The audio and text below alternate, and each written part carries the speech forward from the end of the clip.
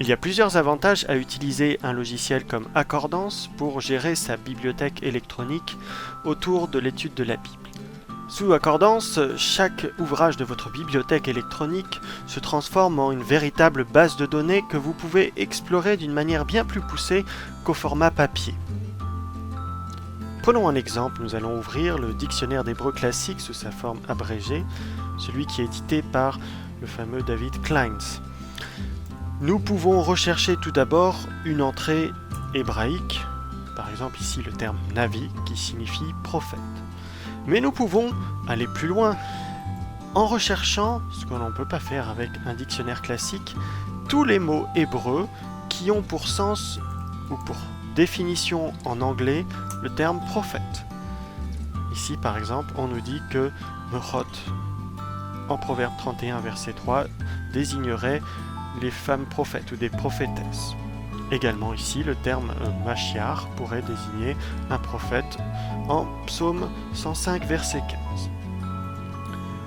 On peut poursuivre la recherche en cherchant prophète parmi tout le texte anglais de ce dictionnaire. Si on fait défiler les résultats, on trouve par exemple ici la mention de prophète en rapport avec l'expression Ish Elohim qui signifie homme de Dieu et qui désigne prophète en 1 Samuel 2 verset 27. Il est possible également de rechercher une référence biblique. Par exemple ici, je veux voir toutes les mentions de Genèse 1 verset 1 dans le fameux dictionnaire. On me dit qu'il y en a 6. Je peux le voir ici assez facilement. Bien entendu, on aura le terme bara, créé. On trouve en Genèse 1, verset 1. Ce qui est intéressant avec ce dictionnaire, c'est qu'il contient également un certain nombre de statistiques. Ainsi, par exemple, pour le verbe bara, on nous indique qu'on a ce premier chiffre 48 qui correspond au nombre d'occurrences dans la Bible hébraïque, 48 occurrences.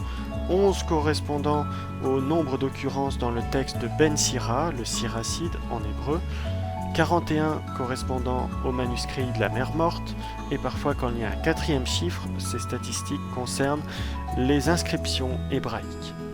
Ce qui est possible et fabuleux avec Accordance, c'est de rechercher des statistiques particulières. Par exemple, je voudrais trouver tous les mots qui ne sont mentionnés qu'une seule fois dans la Bible hébraïque.